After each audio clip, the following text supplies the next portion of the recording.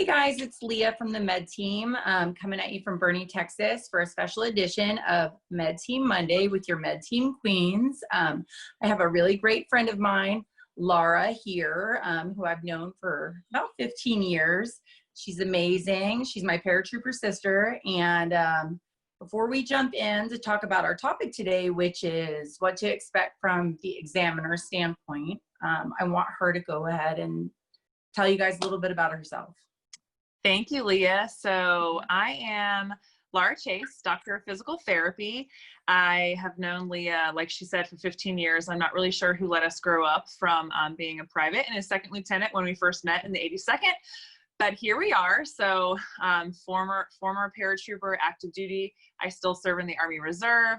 In my civilian capacity, I'm a physical therapist. I am so passionate about working with veterans, getting humans in general just to feel better and live a pain-free, good quality of life. I love that we can do this extension of our service, continuing with veterans and helping them out. So it's so awesome to be a part of this team and what we can do with VA Claims Insiders.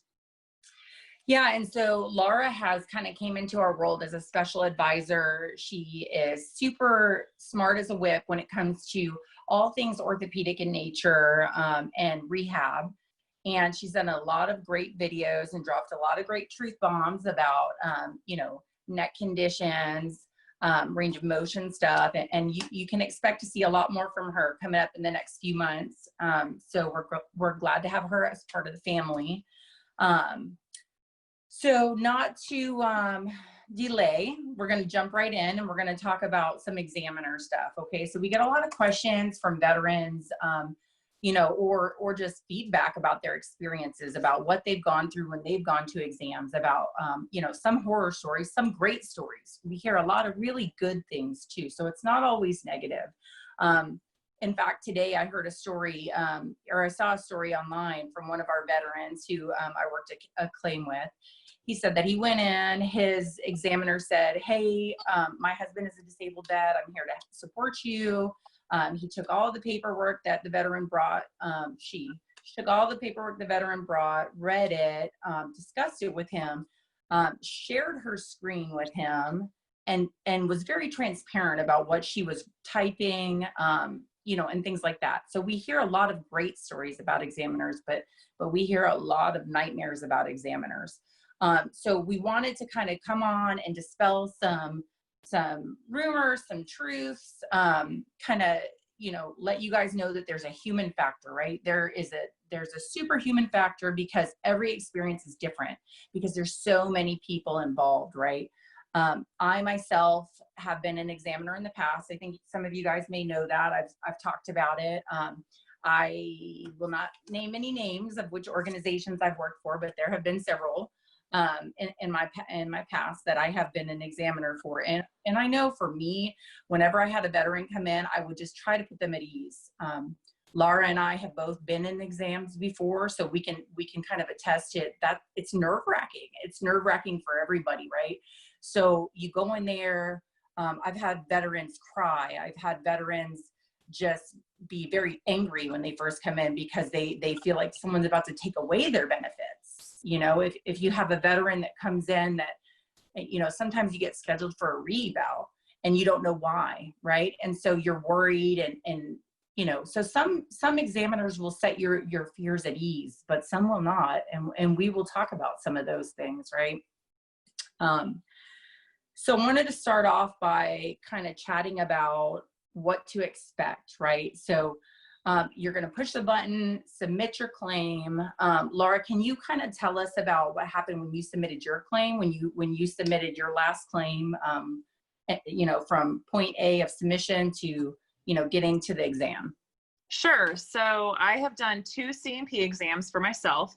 And, for my first one, I didn't really know. Luckily, I had a very good expert friend who could help me. And so I hit submit, right? I hit submit on my application, and I was told, because I didn't know otherwise, that I would be getting a phone call probably with my appointment scheduled. I'd probably be getting a packet in the mail. So I can't remember which sequence it was, but I definitely got a FedEx envelope in the mail that had the appointment on it.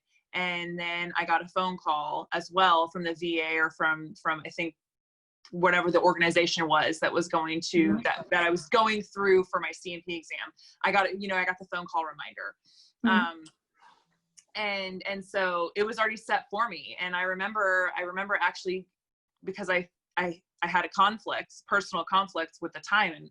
And I remember calling my veteran expert friend, and she said, do not reschedule your appointment, because that is going to look not favorable upon you. You've got to go to that appointment. And so that's what I did, and no questions asked. It was probably a little bit further away than other ones in this area, but it still wasn't too inconvenient, if you will. I live in Virginia, so there happens to just be a lot of resources in this area. So, the question I had was, well, what am I supposed to bring? I had a DBQ done, and I didn't really know, like, do I bring it with me? Do I go get all of my medical records from when I was on active duty? What am I supposed to do? And so I was educated that, you can bring the DBQ, and I brought the DBQ, but less is more, if you will. Don't take your whole medical records, because if you've done your application correctly with your VCE, and submitted the pertinent documents that are going to be, that the examiner needs to be able to make a decision on your diagnosis. So I took my DBQ, and when I got to my appointment, obviously I was early. Being that I work in the medical field myself, I treat everybody, kindly anyways. And I do know that, like, a smile and a soft voice, it goes a long way, right? But I also know that people have bad days, myself included. So showed up early. I had the DBQ already done, that I had previously had. I offered it to the examiner. That particular examiner, maybe it was that company or just that examiner, said, I can't look at this. Thank you for bringing it. And I honestly, you don't know what they can see on their computer, right? They have their computer open and they're typing away. Maybe I don't know. Can they see the one that's on there? I'm offering it to them. Oh my gosh, why are they not looking at it, kind of thing. But I had it there, and I wasn't pushy in any way. I just let them know, it's here. She said, no, thanks. And when I did go for my exam, I didn't know ahead of time, but I was told after I got there that I'd have to do like an additional test, if you will. I had to go get an X-ray. So that happened. I didn't know that was going to happen. But knowing now, I kind of know that these things can kind of come up. So I kind of was like, go with the flow. I was very easygoing, right? Because that was my first recent one, let's say, because I did do one when I came off active duty, but this was kind of going back years later. So that is my experience from what I took with me and getting to the appointment and kind of the intro of the appointment. Okay. So that is pretty typical. I've kind of been on both sides of the table, right? I've been, as I said, a patient and an examiner. And so from the patient side, I agree pretty much with a lot of what Lara said leading up to, you hit submit, you're going to get a call. Usually it's going to be within 10 days. Sometimes you won't get a call. Sometimes if you submit what we call a fully developed claim and you've submitted your DBQ, your nexus letters, all your documentation, sometimes you might not even get a call, right? And you just get your claim approved. That we see that happen often. That's what we hope for, but that's not always what happens, right? So you get your call, I always tell people, like Lara said, show up early, right? Don't be getting there 5 minutes late. I mean, you don't need to get there an hour early. As an examiner, I would see patients get there an hour early, right? And I would try to squeeze them in, but I might not, I might have other veterans there. I've also heard stories where veterans have had to wait 3 hours for their exam, which is bananas, right? I will say, as an examiner, we don't often get a great amount of time to go over a lot of the conditions. And we'll get into that a little bit more. But leading up to the exam, before we get into the kind of my side of the meat of the issue, I think it's important to note that, Lara mentioned driving, right? So I would have veterans, I'm in near San Antonio, that would drive from 3 hours away, right? They would be sent from 3 hours away to come drive up here for, a 30-minute exam, right? And you get paid mileage. I don't recall exactly how much it is. If my battle buddy Terrell was here, he'd be able to spit it off like nobody's business, right? But sometimes it's taking your entire day to go and do that exam, okay? So you show up, try to be there 10 minutes early, okay? If they send you, they're gonna send you some paperwork in the mail. If they send you some paperwork and it says fill this out in advance, it behooves you to do that, fill it out, bring it with you so that some of that history information is ready for your examiner. I agree wholeheartedly with Lara that if you have pertinent information, bring that for your examiner, okay? I will tell you that there was not a single time, okay, and I can't say this is 100% for the VA, right, and for the process, but there was not a single time that the veteran C file or the file that was loaded for me as the examiner had an external medical record, right? There was not a single time that I got outside records, outside of either their service treatment records or the VA record, okay? That doesn't mean that it's not in your files, but what that means is for me as the examiner, I was not privy to that. So if you submitted a next letter or DBQ, I, in my experience, never saw that. Now, the rating officer, the reviewing officer above me probably had all of that evidence. So they would wait on me. The examiner is not the one that assigns your rating, right? They just give their opinion. They document what's going on. They do a DBQ, which is, we've talked about DBQs before. Those are the way we rate conditions, right? So they do the DBQ for your knee pain or whatever it is. They submit it to the next level up at the regional office, and they're going to review everything. They're going to review the documents that you've submitted previously. They're going to review what the examiner said and what the opinion the examiner said, and they are going to decide up at that level whether or not to grant service connection and whether or not to assign whatever the rating is going to be. Okay, I will tell you that most of the time they agree with what the examiner says, whether to service connect or not service connect, because that opinion is asked very often to the examiner. And sometimes it's not. Sometimes they just want information only. They just want them to do the range of motion or whatever it is, and they just want those data points.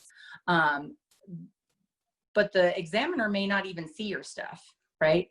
So it is good for you to bring that information with you, for you to bring those DBQs, for you to bring those nexus letters, a couple of the notes, right? If you were seen for your knee, hundreds of times, I think Lara and we talked about this. She had an extensive, amount of notes for her condition, right? And I said, just bring, a couple of them that give like the gist. What did you go through? Did you have surgery? What is your disposition, whatever. Bring 2 or 3 notes that talk about, the condition, your most recent ones. If you've got an MRI report or an X-ray report or something like that, that's recent, don't bring something that's like 35 years old and then bring something that's like a year old. Just bring the most recent one, okay? If you don't have anything more recent, just bring what you've got, okay? But what you don't want to do is hand the examiner a stack of papers that is like this thick, right? You don't want to do that because they only have a limited amount of time to go through that documentation, right? They have a limited amount of time, and you want them to get the highlights, right? What's the most important things to your condition? I think Lara and we talked about her bringing her MRI discs, right? And what did we talk about with that, Lara? So what so backstory. So my second C&P exam, I was going for low back. I did have a back surgery. And I also want to bring up, so because of my family and my husband's work, I don't see any of my care at the VA. I get this question a handful of times. So I don't do any of my care at the VA, and my husband still serves on active duty. So obviously, generally we fall under a military treatment facility. But where we were living at the time when I had my back surgery, it was all civilian. There was no military treatment facility there. So effectively the VA, because I haven't taken my records and sent them all to the VA, had nothing pertinent to what had happened to me with my back.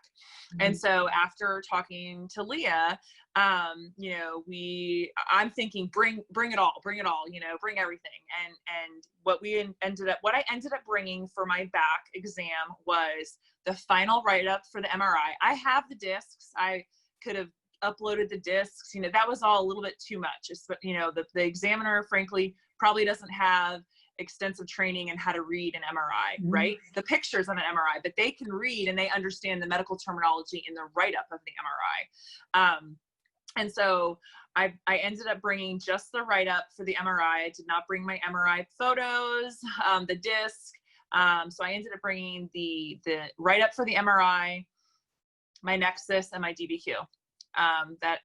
Those were also uploaded onto eBenefits, and then I brought hard copies at the actual exam. Yeah, and I want to comment on how, so in my experience, we were always instructed to take anything the veteran gave us, okay? That's not to say that the person was incorrect that Lara saw, I don't know. Right. I know that the instructions that I was given from, you know, I worked for 2 of the 3 big companies, right? It was to always take what the veteran gave you and to scan it in, right? And to take it into consideration, right? I even had times where a veteran will come in and say, oh yeah, I didn't, you don't have that record. Yeah, I submitted it, or I've got it at home. And I'd say, here's my email address, my work email address. When you get home, dear, please just send it to me and I'll take it and I'll, like, you know, but not, you know, you're not going to get that always. You're going to have a cattle call at times, right? Like Lara did. The person that she saw was like, stop, I'm good. I know one of the examinations I went for once, I brought a DBQ and a Nexus letter for, right? That I had received. I tried to give it to the examiner and she said, I already have that. Did she already have it? I don't know.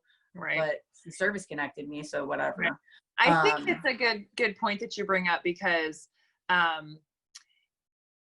we hear of so many different scenarios. They took it, they didn't take it. I brought it, I didn't bring it.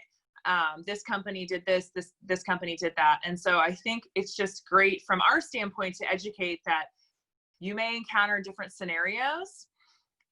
Don't go in there being argumentative saying, you're supposed to take this, you know, expect anything, expect that it could be different than what you heard your buddy, right? When your buddy went, and just go with the flow and be easygoing. Yep. Be prepared to have anything thrown at you. You know, adapt to your environment. You guys are veterans. You can adapt to a lot of things. Use your training. You know, you don't know what's coming at you, and you know, keep your cool, right? So what you don't want to do is go in there and pee in their Cheerios, right?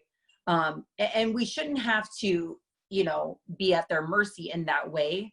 But at the same time, I look at it like it's almost like a job interview, right? You're going in there, you're trying to put your best face forward. You're going to try to be articulate. You're going to try to say what you need to say, and be very, you know, focused, right? So if you're going in there for your right knee pain, don't go in there and tell them about, you know, how you had hernia repair and you had hemorrhoids and you've got PTSD and you've got all these things. I mean, because you got to stay focused. And the reason for that is because you want the examiner to really listen to that condition, right? Bless his heart, I had a Vietnam vet one time. Oh God, he made me cry. And he came in for like flat feet. And we talked about his flat feet for about 30 seconds. And then he just dumped his guts and started crying about PTSD stuff. And I listened to him and I listened and I listened. But in reality, like, that put me way behind schedule, which is okay, but not, what I'm trying to show you is that not all examiners are going to be like that, right? So they're going to potentially tell you to zip it, or they're going to cut you off or whatever. But you got to stay focused about the condition that you're there for, right? You know, it is good to show that human factor, right? And to show that you're a person and that you have worry and be relatable. because it breaks the ice a little bit, and that's okay. Because you want to win over that examiner, right? And that shouldn't matter. It shouldn't, but let's be real here. This is real life. So, you know, I'm not telling you to bring them Starbucks coffee and, you know, give them a foot rub while you're there, but let's not go in there hostile and guns blazing, which I know that we want to do sometimes, right? We want to go in there because we feel frustrated and angry and bent out of shape, but let's save that for later. And let's just stay focused on what we're here for, right? You know, I know when Lara had her experience, we talked about it. There were tons of things going through your mind that you wanted to say, especially because from your expertise, you know, the examination that you had was subpar in you know, your opinion and in my opinion from hearing what you said. But that's not the moment to say, well, let me show you how to do that right. You're doing it incorrectly, right? You kind of just gotta, now that doesn't mean you don't have recourse, right? That doesn't mean you don't have recourse after the examination, right? That you can't make a complaint. You can't, you know, there are ways. Lara, do you recall anything that Terrell had mentioned the other day when we were chatting about this? So he talked about, he called it the 1-800 White House number. And I know he knows the number by heart, but he did talk about how Terrell as a VCE coaches or advises rather his veterans if they do end up having what they, you know, believe was not the quality C&P that they felt like they deserved. There are measures that you can take, and I would say get with the VCE. They know the process to go through, but I know when I left my C&P,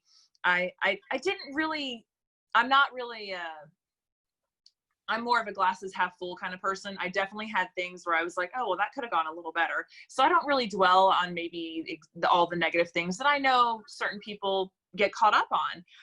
But there are things that I definitely felt like could have been a little bit better, especially with the quality of the exam, again, from my expertise.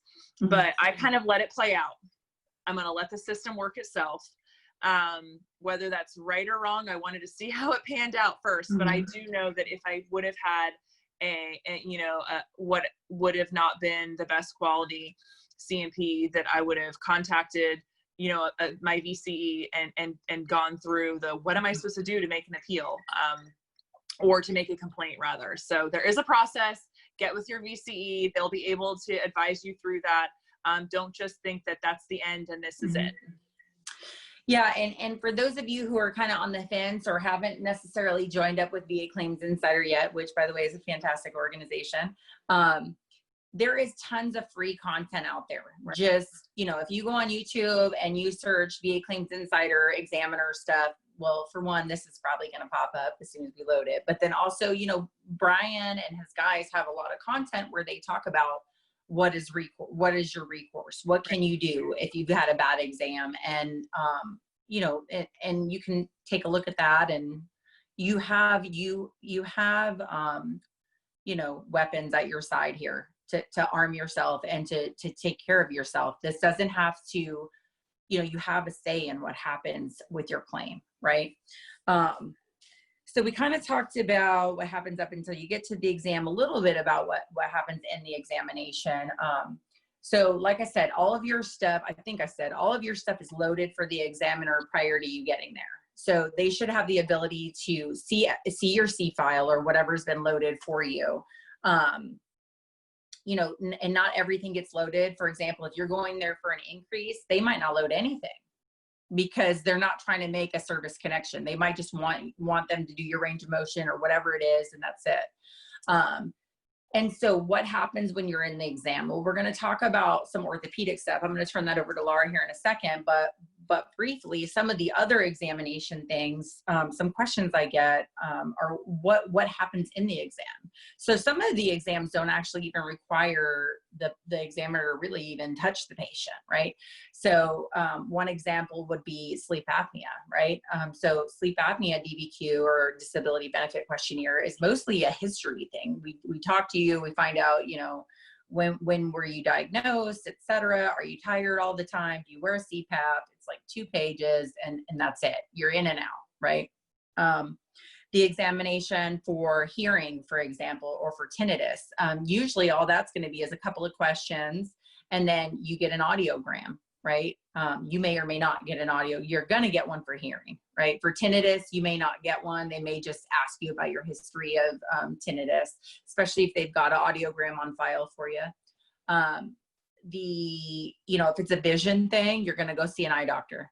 Okay. You're going to go see an optometrist or an ophthalmologist, which is an eye surgeon, right? And they're going to do whatever they do with the, machine where they're like looking in your eye and all that stuff. If it's for a mental health exam, you're going to see a psychologist, a board certified psychologist or a psychiatrist. Okay. You may even see I think they allow psychiatric nurse practitioners to do some of those exams. Don't quote me on that, but I'm pretty sure. So you're going to see a specialist in that field. If it's anything else, general medicine, you're going to either see a PA, a physician, or a nurse practitioner. And you're probably going to either see a nurse practitioner or a PA, mostly. So if it's for a GI exam, you're going to like a gastrointestinal exam for gastric reflux or IBS or whatever. They're probably just going to do a quick exam of your abdomen, listen to it, push around on it, ask you some questions about your history, and that's going to be it. I get a lot of questions, or not questions, but I get a lot of laughs, and I see a lot of veterans on Mastermind who are like, say, hey, I went in for my erectile dysfunction exam. And then everybody starts laughing. Oh, what did they do for that? How'd they examine it, whether or not you had erectile dysfunction, right? And so just to let you guys know, most of the time with those types of exams, when I had them and when I've spoken to my examiner counterparts, is that we don't really even examine, right? We just ask you questions about your history. We ask you if you have deformity, right? If you have like penile deformity or something like that, then we do take a look, right? But I don't think I ever had one that was like, most of you guys, when you go in, I'm like, well, we can do this part of the exam, but it's not really required. Do you have any deformity or do you have any complaints down there? And 100% of the time, the guys are like, I'm good, right? So, and if you're not, then you're not, and that's okay too. The examiners are very professional. I used to say when I was in the military, if this is probably going to get cut out, but I used to say if a day went by that I didn't have somebody else's junk in my hand that wasn't my own, it wasn't a normal day, right? Because the examiner or the medical provider, that's just part of our job, right? So we don't, don't be embarrassed if you've got to do an exam like that. It's very typical. And your examiner has done it thousands of times. So you're going to think about it and stress about it way more than the examiner. So just if it requires that and you need that to happen, just put your mind at ease and just go in there and let it happen. Right. So that's pretty much it, the specialty exams. And then I wanted to let Lara kind of talk about orthopedic exams and maybe go over some range of motion stuff, because that is the key to the rating scale for most orthopedic conditions. Sure. Yeah. So, being that as a physical therapist, I specialize in ortho, obviously, and both of my C&P exams were ortho based as well.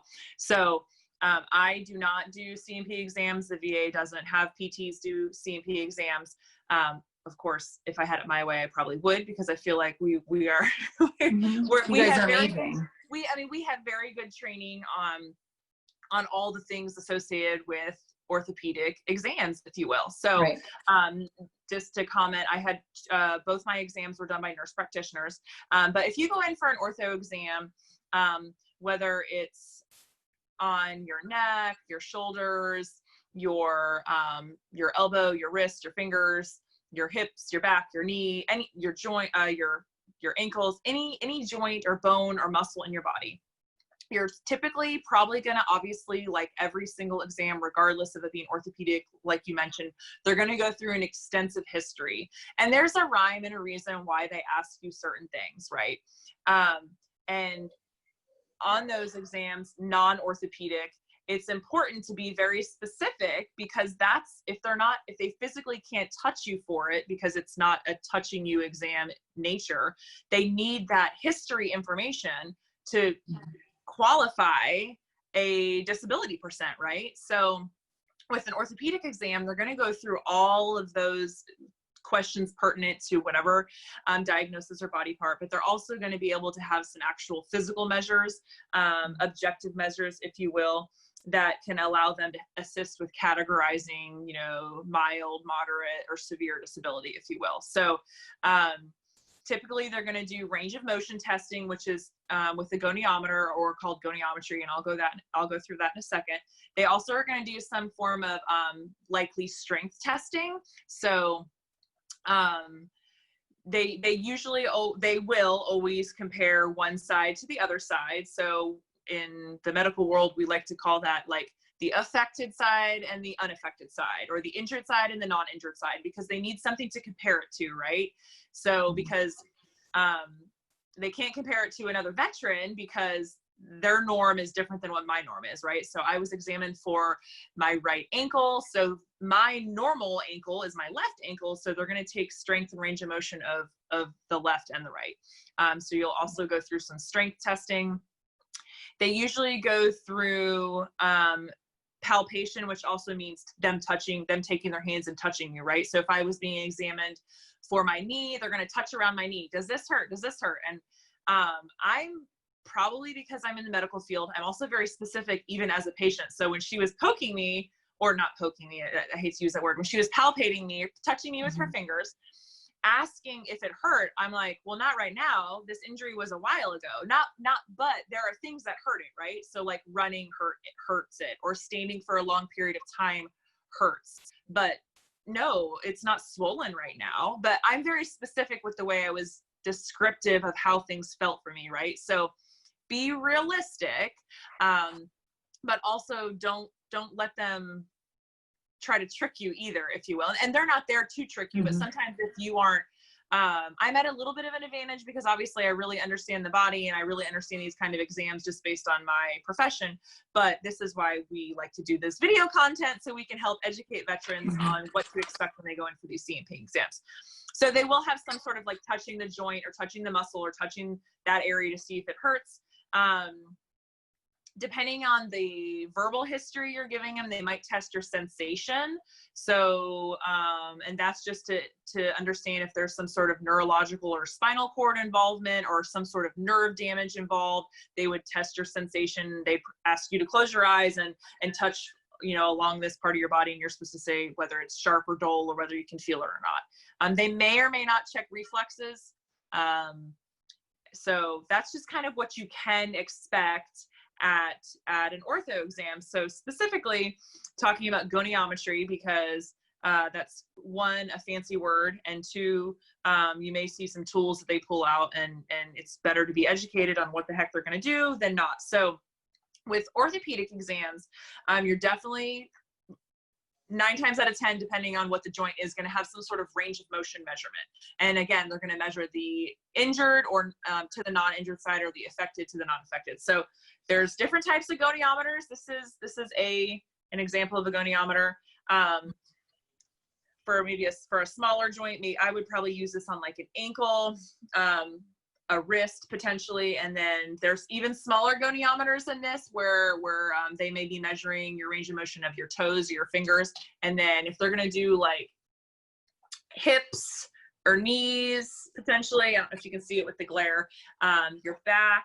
So this is the tool they'll pull out. I've even heard and read in the mastermind group, some veterans have no background in medical, but they want to know what their range of motion is and kind of what to expect. So they probably purchase these off Amazon to kind of understand what this is and maybe what they are, what their range of motion ranges are. So if you can see that one arm moves, right, on the goniometer, on both goniometers. So in any joint, and you can Google other YouTube videos and resources online very quickly, but in any joint, the middle circle portion of the goniometer is going to go basically right smack in the middle of the joint. So let's say I'm going to measure my wrist. I'm being seen for my wrist. So it always starts in like a neutral position. So let's say, so this is the point that I'm measuring, right? This is my joint that's moving. So I'm going to take the dot, right? And I'm going to put it in the middle of the joint that's going to move, that's going to measure. And then the examiner is going to say, okay, can you move your wrist up as far as it'll go? That's probably all they'll say. Because there's all sorts of different types of flexibility for humans in general, and then obviously depending on your level of injury, we tell people that, and this is exactly what I was told to, I have a lot of motion. I can bend over and touch my hands flat on the floor, but I've had back surgery, right? So a lot of men are probably watching this video going, holy crap, I cannot move that way. So we tell people you only move to the point that it hurts. You may be able to move further, but we don't want you to move further. So let's say I can move my wrist to here. See, a lot of people can't do that. I'm super loosey-goosey. But let's say I can do that, but that hurts. I move my wrist and I start to feel pain here. Well, that's the point I want to stop at, okay? The examiner might not tell you that. And so that's where, if you see I move this arm here, so here's neutral, and they say move your wrist. Ow, that hurts there. That's what the measurement's going to be. And then they would take a look at the difference between the 0 where the line moved. They shouldn't push or pull or crank on your body. If you suffer from severe pain or some severe injury, I've had a couple of questions from veterans asking if they should move at all, or if they should decline the range of motion. You may recommend something different, but if it were me, I would say, okay, yes, you can do the measurement. And even if I can only go, you see, I move my neck very, like very, very, and it's a half of a degree of movement. You should try to have them measure something, even if the measurement is 0. Even if you don't move, but they have taken the measurement, I wouldn't completely decline a range of motion. Unless it is like a 10 out of 10 pain and you need to call 911, right? Again, we want to know what your pain range is from, that's pain-free, right? So yes, I may be able to get my wrist to here, but it starts to hurt here. So I'm only moving it from here to here. Does that, you have something you want to add to that, Leah, at all? Yeah, so a lot of times I've heard veterans say that they still continue, that, like, for example, if I'm doing hip range of motion, that requires me to actually grab the person's leg and move it around for them. All right, potentially I have to do some special testing and things like that.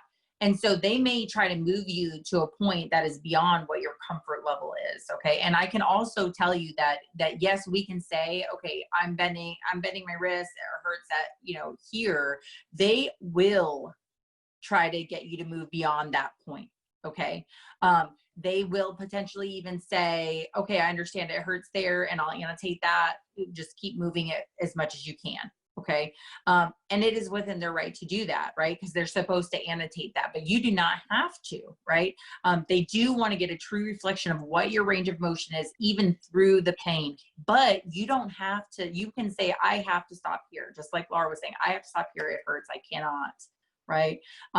Now we're not telling you to embellish or to make it, worse than it is, right? We want it to be accurate, but I can tell you right now, if you go in there and you have full range of motion, right? You have full flexion or full extension or full whatever they're doing, the minimum that you're gonna, or the maximum you're probably gonna get is 10% for that joint, right? And that's, you can pull that in the 38 Code of Federal Regulation. You can look by, I know that sounds crazy and scary, but you can look, just Google that, go to the VA's website, you can see what those measurements are, right? So flexion, anytime you make the joint smaller, right? And extension, anytime you make, or not the joint, the angle bigger, right? And just a simple Google search, like Lara was saying, you can YouTube a lot of those things, but yeah, that can be a tricky when I went part. for my exam for my back, again, I'm at an advantage personally because I'm a therapist. So my examiner said for my low back, you're going to bend forward. And I said, sorry, I have to ask, do you want me to bend all the way forward or just to where it hurts? And I'm a very transparent person, and I like very explicit instructions. A normal non-physical therapist veteran probably doesn't know to ask that. But one, I know how my back feels, and two, I also know how my body moves. And so she was kind enough to be like, oh no, stop when it hurts. She could have said exactly what you said. Okay, stop when it hurts. I'm going to measure that, but I also want to see how far you can move. Again, if I was a policymaker, I really don't love the way that the VA, how the VA uses range of motion measurements, because so many people move differently, but this is how they do it, right? This is a huge part of orthopedic exams. And so I think just from our standpoint, if we can offer as much education to veterans as possible, right? So they know, like, I'm going to recommend, you let them know, like, I have to stop here. It hurts. I have more motion, but do you want it to hurt? You don't want it to hurt. So just know that all examiners are going to be a little bit different. I had a very kind one that said, no, stop there when it hurts. I also, for me personally, at different times of the day, can move a little bit better. So if you ask me to bend over and pick up a pen off the floor in the morning, I can't. I literally sit down to get my socks on. But later in the day, I probably can.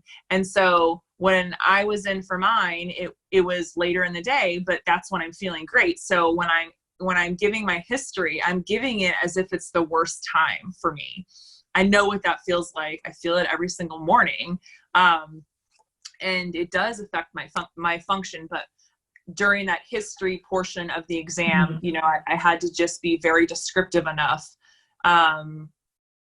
so that could be taken down by the examiner and essentially at some point quantified for a disability. So the other thing I wanted to bring up about goniometry before I forget is every examiner, they may measure goniometry differently. Just because I did it one way, the way Leah may do it may look a little bit different. Somebody may take the goniometer and touch it all the way up against your body. When the examiner measured my back, she was probably like at least a good 8 to 10 inches away from me, and she was kind of doing it visually, which is not wrong. Visually, as in, if you can see the goniometer and pretend I'm like maybe out of the view right here, and she asked me to bend over. And so the goniometer was not touching up against my body, but she's visually moving with it. Is it as accurate? I can't really answer that question, but I've never seen someone do that before. I know, but I know. So I would put it against the body, and this arm, the moving arm for me, as I'm trained, moves with the joint as it moves, right? Right. But I wasn't going to correct the examiner either. Right. Absolutely not. The examiner also didn't tell me what the numbers were. I know because, I don't know exactly what the numbers were, but I know just based on my training. So, I suppose veterans can ask, hey, what was I measured? If you were to come see me as a physical therapy patient, whether you're a veteran or a non-veteran, just people in general, I feel like I try to tell people what their numbers are when I measure them, because people like to hear numbers. I'm sure in a busy day, sometimes I might have not always been so like, oh, you measured 90 degrees. But if a patient asked me, I certainly would be like, oh, you were 90 degrees. It's not like I intentionally forgot. But I did try to like peek at the paper. So all that is to say that just because you had an exam at one point and the examiner measured it this way, the next time you go for an exam with a different examiner, the goniometry might look a little bit different, and it's not right or wrong. It's just they need to get some numbers. Don't correct them. Yes. And that is a very good point. Yeah, you're just going to roll with it and let it happen, and, deal with the aftermath afterwards if it didn't go exactly how you had planned it to go. So we want to kind of talk a little bit, we're going to wrap up here shortly, but I want to talk a little bit more about some things that can happen after the exam, right? So after the exam, you actually may have some more things that you have to go and do, right? So the examiner may decide they can make audibles, right? The examiner can make an audible and, maybe even add a new condition. Like if you're in there for diabetes, there are certain audibles that they can make, like if you're experiencing peripheral neuropathy or erectile dysfunction or other things, they can actually add a whole new condition right then and there and just do the DBQ, right? But beyond that, they may need more information, right? So they may send you for an x-ray, right? They may schedule you, and you might not even know until you get a call 2 days later that says, hey, we need you to go get some labs drawn, right? And then you're like, what the heck is this for, right? So when that happens, they may be calling you for pulmonary function testing if it's an asthma thing. They may be calling you for an x-ray if it's a back thing, looking for arthritis. They may want an EKG or something like that, right? And what that means is your exam just got put on pause, right? Because they need additional information. So they're going to send you, Lara, right? You want to talk about your experience? So I had two different instances. One so I went for my exam, and luckily with the company that I used, I needed to get an x-ray. The examiner told me, okay, well, I'm going to have you get an x-ray. And I didn't know what that meant. I'm like, okay, do I schedule an appointment? Luckily, and this is just pure coincidence, the x-ray, the radiology, not department, but another business essentially was literally located downstairs that they use. So she was like, go down there right now. You're going to get it done right now. Mm-hmm. But had it not been located there, just like you said, I would have been called, it would have been put on hold.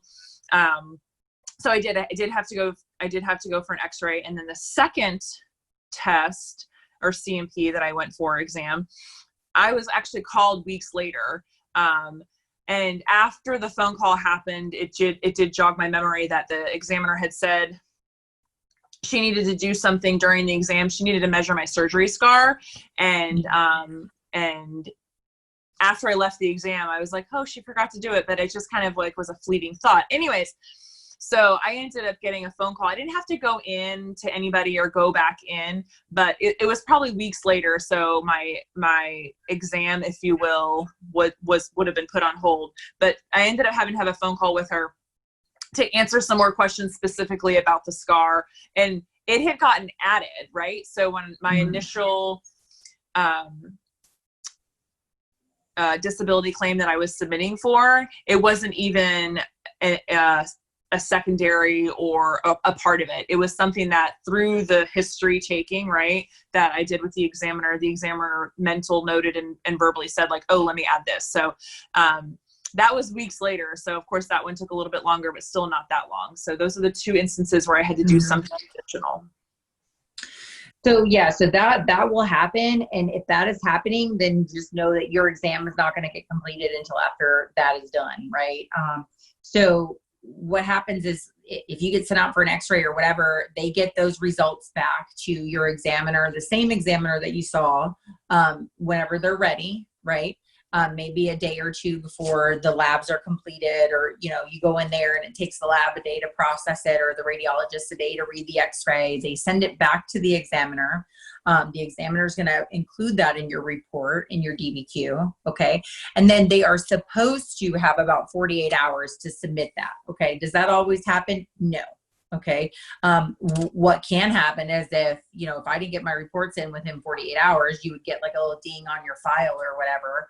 I mean, I've heard weeks and weeks and weeks veterans have waited for, examiners have sat on them, or maybe an examiner quits, right? And sometimes another thing that happens is an examiner will submit your paperwork, and then the VA will say, well, we need additional information, and they'll send it back to the examiner for additional feedback. And I have a friend that's a veteran. He's actually one of the VCEs, and his name's Andrew, and he had a DBQ for a headache.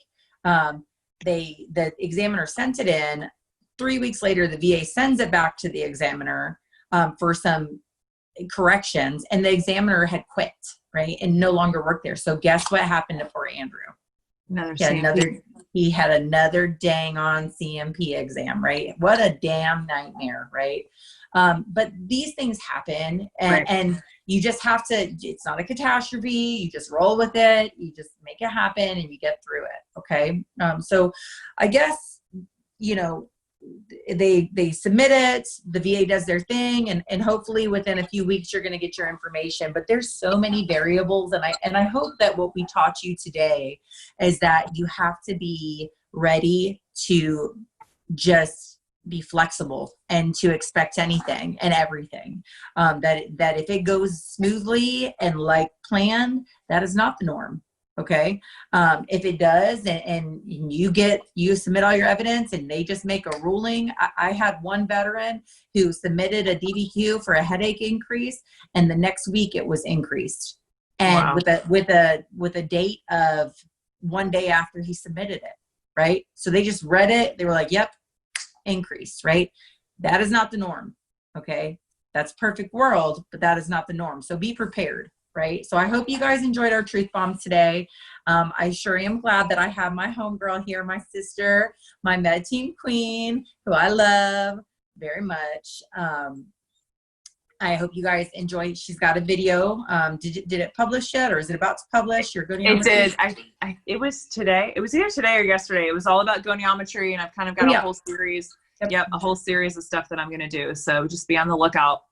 Yep. So be on the lookout for that. And, you know, coming up in a couple weeks, we've got another Med Team Monday coming on. I think we're going to have Dr. Laffin is going to come on and do a chat with me about some things. And Tara's got something great coming up as well. So I hope you guys are enjoying the content.